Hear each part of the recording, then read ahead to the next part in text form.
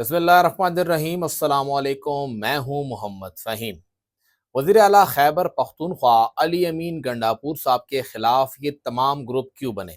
अली अमीन गंडापुर साहब अपने मुखालिफिन के खिलाफ ये कार्रवाइयाँ क्यों कर रहे हैं? और पाकिस्तान तहरीक इंसाफ खैबर पख्तूनख्वा में धड़ेबंदी का शिकार क्यों है? स्पीकर बाबर सलीम सवाती ने ऐसी कौन सी बड़ी करप्शन कर दी है कि सब उनके पीछे पड़ गए हैं? आखिर टूरिज्म कारपोरेशन में चल क्या रहा है? और एडवोकेट जनरल ऑफिस का अफसोसनाक जितनी भी उनकी कारकर्दगी है पहली मर्तबा क्यों सामने आ रही है? ये वो तमाम सवालात हैं जो कि पाकिस्तान तहरीक इंसाफ के वर्कर्स इसका जवाब जानना चाहते हैं, लेकिन जवाब उन्हें नहीं मिल रहा।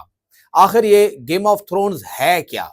इक्तदार की हवस या लालच क्यों इन सब को इस जगह तक ले आई है? और इनकी आपसी रसाकशी चल कैसे रही है? 9 मई के बाद पाकिस्तान तहरीक इंसाफ के ऊपर एक मुश्किल वक्त आया, और ये मुश्किल वक्त जहां पे उसने पार्टी को छांटी किया, जो लोग मुखलिस नहीं थे या कमजोर थे, दबाव नहीं ले पा रहे थे, उन सबको बाहर किया गया। तो वहीं जो पार्टी के असल वर्कर थे वो सब इकट्ठे हुए। पार्टी के टिकट होल्डर्स भी सारे वर्कर्स रहे, हत्ता के वजीर आला, स्पीकर, तमाम जो सूबाई काबीना है वो सब के सब वर्कर्स को मौका मिला। ये सब के सब आगे बढ़े और सारे आए, लेकिन ये वर्कर्स आपस में लड़ना कैसे शुरू हुए? जब खैबर पख्तूनख्वा हुकूमत बनी तो वजीर आला खैबर पख्तूनख्वा अली अमीन गंडापुर साहब ने तकरीबन सबको खुश किया। शेर अब्दुल मरवत साहब के भाई को शामिल करने से लेके, मशाल सदी को शामिल करने से लेके तमाम कैबिनेट मेंबर्स को, हर एक बंदे को खुश किया और हर बंदे को फ्री हैंड दिया। मानसेरा के अंदर स्पीकर बाबर सलीम सवाती साहब को फ्री हैंड दिया, उन्हें, उनके भतीजे को, इकराम गाजी साहब को कोई प्रॉब्लम नहीं थी, आखिर वक्त तक उनके पास फ्री हैंड था। तवाबी के अंदर असद कैसर साहब और शाराम तरक्की साहब के पास फ्री हैंड रहा। मलाकंड के अंदर हर बंदे को फ्री हैंड रहा, साउथ हो, सेंट्रल रीजन हो, किसी को नहीं छेड़ा गया। लेकिन कुछ अरसे के बाद आपसी चपकलिश पैदा होना शुरू हो गई, और यह शुरू हुई जब अली अमीन गंडापुर साहब बिल्कुल स्याह और सफेद के मालिक हो गए। जितने भी उनके मुखालिफिन थे वो एक खास महदूद जिले के अंदर तो बड़े मजबूत थे, लेकिन वो अपना कद काट बड़ा करना चाहते थे, और वहीं से मामला खराब होना शुरू हुआ। जनवरी में जब खैबर पख्तूनख्वा के वजीर आला अली अमीन साहब को हटाया गया, तो ये सिर्फ जनवरी नहीं था, बल्कि इसके पीछे पूरा का पूरा एक प्रोसेस था जो कि फॉलो किया गया और बात यहां तक पहुंची। अली अमीन गंडापुर साहब ने जहां बाबर सलीम सवाती साहब को मानसेरा में फ्री हैंड दिया था, वहीं पे काजी अनवर साहब को भी तमाम के तमाम उमूर उनके हवाले कर दिए गए। एडवोकेट जनरल से लेके लॉ ऑफिसर्स, तमाम लॉ ऑफिसर उन्होंने तैनात किए, तकरीबन 250-300 के करीब। उनसे कहा गया कि आप बताएं कि हम किसको लीगल एडवाइजर लगाएं। उन सब की नौकरियां लगाई गई, और साथ ही साथ उनके पास जितना भी इख्तियार था, उन्हीं के एक मुंह बोले बेटे को ज़कात कमेटी का चेयरमैन लगाने के लिए पूरा का पूरा कानून ही तब्दील कर दिया गया। इतना उनको फेवर दिया गया, लेकिन मामलात वहां तक ना रहे।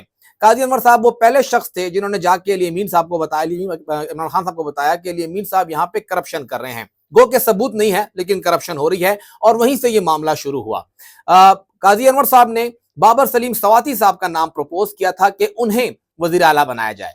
क्यों प्रपोज किया? क्योंकि उस जिले के अंदर बाबर सलीम सवाती साहब और असद का जो काजी अनवर साहब है, दोनों एक ही इलाके के हैं। तो ये मानसेरा कनेक्शन शुरू हुआ।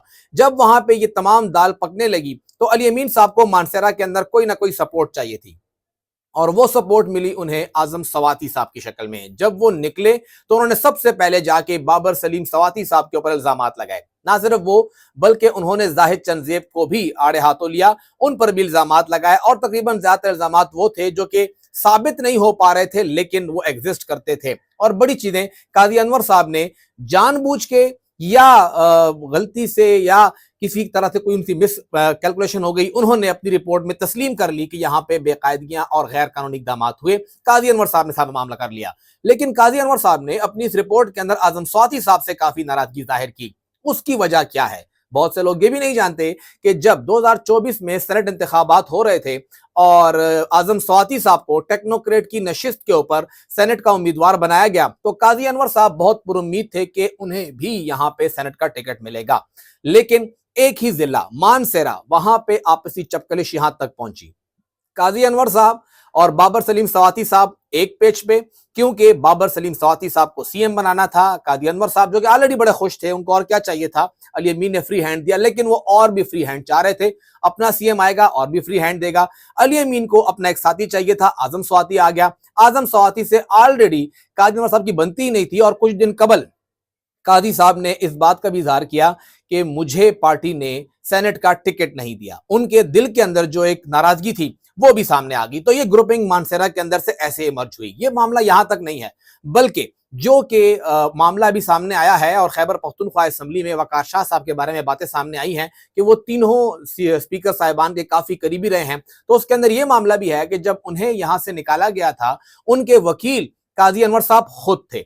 अब यहाँ पे वकार शाह साहब जो हैं वो बहुत ही करीबी हैं असद कैसर साहब के, और सवाबी का कनेक्शन यहां भी स्टैब्लिश होता है कि सवाबी के लोगों के साथ काफी करीब आ रहे थे। और काजी अनवर साहब के पास जो खातून काम करती थी, उनकी काफी करीबी थी मशाल यूसुफजई साहिबा, वो भी सवाबी से ही ताल्लुक रखती थी। तो सवाबी कनेक्शन यहां पे स्टैब्लिश होना शुरू हुआ। और क्योंकि अली अमीन के मुखालिफ लोग इकट्ठे करने थे, तो सवाबी के वकार शाह साहब हो गए, असद कैसर साहब हो गए, मशाल यूसुफजई साहिबा हो गई, ये तमाम लोग भी काजी अनवर साहब के साथ और स्पीकर बाबर सलीम सवाती साहब के साथ इकट्ठे होना शुरू हो गए। और वहीं से फिर मामला आगे बढ़ता बढ़ता गया, और जो सूबाई सदर हैं जुनैद अकबर साहब, उनका नाम भी इसी साइड से आया कि इनको सदर बना दिया जाए। आतिफ खान साहब, इसमें लोग तो कहते हैं कि बड़ा उनका फिगर होगा, लेकिन उनका वो किरदार नहीं है जो कि माजी में सामने आया। अब वजीर आला साहब को जब यहां से मसला था, तो उन्होंने क्या किया, उन्होंने ना सिर्फ बाबर सलीम सवाती साहब टारगेट किया, बल्कि उनके साथ साथ जाहिद चंदेब साहब भी टारगेट हुए।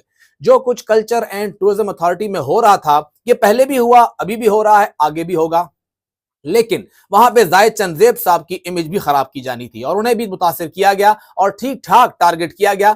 हत्ता कि वहां पे जिस डीजी से वो तंग थे, उन डीजी साहब को एक बेहतरीन ओहदा मिल गया, क्योंकि उनका दामन साफ था और उन्हें एक फ्री हैंड था जो कि सीएम साहब की तरफ से मिल रहा था। ये मामला इस पूरे सूबे के अंदर समझना इतना आसान नहीं है, क्योंकि हर किसी का यहाँ पे कोई ना कोई स्टेक इन्वॉल्व है।